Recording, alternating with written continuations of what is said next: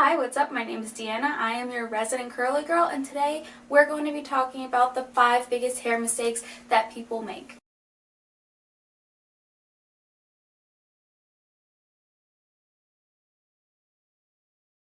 So starting off the list is shampooing. Now, first of all, when you're using shampoo on your hair, you want to make sure to take the bottle, flip it over, and read the ingredients. Make sure that your shampoo does not contain any sulfates or silicones in it, and if you want to know why sulfates and silicones are so bad, you can check my last video. I'll leave a link in the description where I go a lot more in depth. But basically, sulfates and silicones are bad because they cause buildup, and also they're harsh detergents. So they'll strip your hair of the natural oils that it needs to become curly, frizz-free, and really healthy. Now, if you are shampooing and conditioning, that's not a bad thing, but you want to make sure that if you're using a regular shampoo, you don't shampoo more than twice a week. And if you're using a co-wash, you don't want to use that more than 3 times a week. The problem with overwashing your hair is that it'll dry your hair out, and it won't give your hair time to absorb the natural oils that it needs, which can lead to dry hair and knotty hair, which can lead to a lot of frizz and breakage. Now, if you're one of those people that goes to the gym a lot and you're concerned that the sweat and buildup on your hair is kind of gross and you want to make sure that you can keep it clean, I recommend one of 2 things. Now, the first thing that you can try is this. Cantu just released this. It's a new product. It's an apple cider vinegar dry co-wash. You can spray this on your roots and it will absorb all the sweat and grime that is on your hair. Now, I think that the best way to cleanse your hair after a particularly sweaty day out or at the gym is a lavender spray. Lavender does more than just smell good. It can also cleanse and deodorize your hair and scalp. As long as you are using pure lavender oil and not a synthetic lavender oil, you can use this DIY spray to cleanse and revive your curls. To start, you take a spray bottle and fill it with cleansed water. You can do this by boiling the water, or you can use a Brita-type water purifier like I did. Once the bottle is full, you're going to add a couple drops of lavender oil, anywhere between 5 and 7. Again, make sure this is a pure lavender oil and not a synthetic lavender oil. Once the lavender oil is added, you're going to shake the bottle to make sure that it's all mixed up, and you're good to go. Now you have a way to cleanse your hair without putting it through the stress of a wash day. This will clean those areas of your hair that you feel are really gross without putting your hair through the stress of a wash day.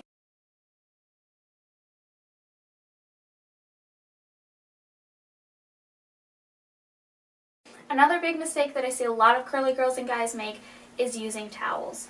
Now, regular towels are great to dry our bodies off, however, they're not great to use on your hair. I know that a lot of people have done that thing where you flip your hair over and make that little turban. It's actually really bad for your hair. Don't do it. The reason why is the fibers in the towel will cling to your curls and break your curl pattern, which will lead to frizz and breakage. What you want to use instead is a microfiber towel or a t-shirt.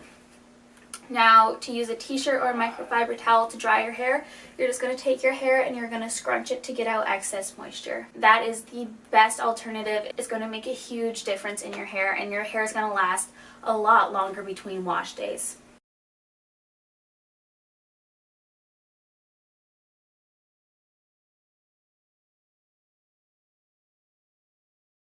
One thing that you should never, ever, ever do is use a brush on your hair.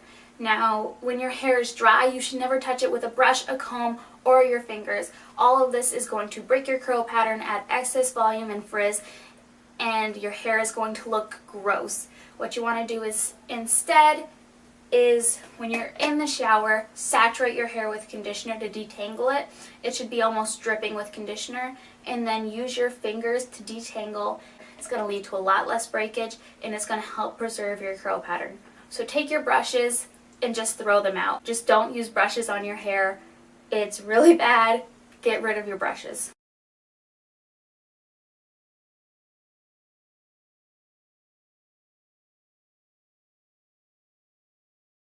Another thing that's really, really bad for your hair is heat tools. Now, if you're using a heat tool, what happens is you break your curl pattern. It takes a while for your hair to form a curl pattern and to take shape. Using these tools just once can break that curl pattern and lead to undefined curls.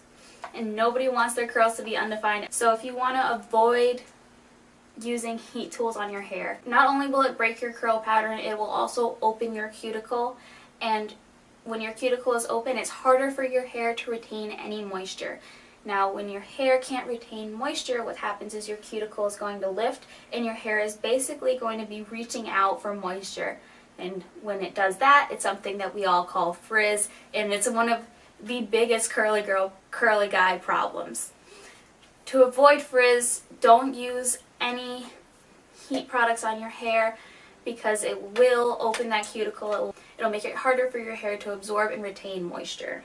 Now, I understand that there are some curly girls and curly guys who live in cold areas, and if you're going out and your hair takes forever to dry, it will freeze. If you are going to use a blow dryer, make sure that you use a diffuser. It helps diffuse the heat throughout your head so it doesn't concentrate on one area and it doesn't hurt your curls.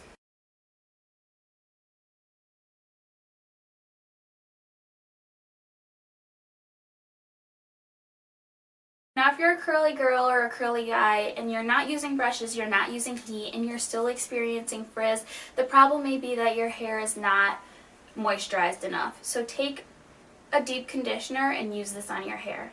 Now, what conditioner will do is, because your curly hair is very porous, a conditioner will get in and fill those holes and smooth the surface of your curls, which will reduce frizz. But always beware of what products you're putting in your hair. Because a deep conditioner will sit on your hair for a while, you want to make sure that you read the ingredients and you're making sure that you're not putting anything that'll harm your hair into your hair. Especially when you're deep conditioning. I cannot stress this enough.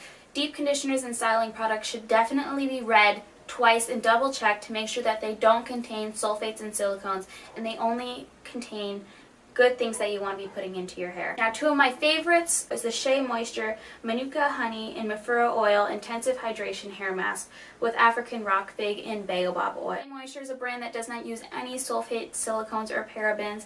It's going to be really great for your hair. It's very hydrating. The honey helps soothe the scalp and create a moisture barrier. The Mafura oil helps replenish the stripped oils from your hair, which is really important if you're just starting off on your hair journey and you want to replenish the oils that you've stripped from sulfates and any harsh treatments that you've done. And the African Rock Fig has antioxidants and vitamin C, which are vitamins that will help your curls. What you're going to do when you deep condition is you're going to read the instructions. Do not leave it on for longer than the mask says.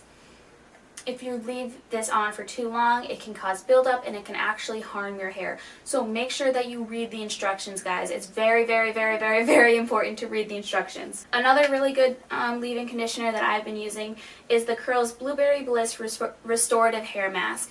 This leave-in conditioner smells like a blueberry lollipop. It gives me really good results. It helps me last longer between wash days, and it really helps define my curls and limit the frizz. So this product has no sulfate, silicones, parabens, artificial oils, colors, or fragrances. This is all natural, really great for your hair. And again, make sure that you're reading the instruction labels. You do not want to leave a deep conditioner on for too long. If you find any of this information helpful, if it's something that you didn't know before, if I went a little more in depth and really helped you figure out why people are saying to do this to your hair, then go down, subscribe, leave a comment, leave a like, and click that bell so that you get notifications when I upload a new video. And be sure to share this with any curly girls, guys, friends, family members that you think could benefit from knowing this information. And I'll see you in the next video. Bye!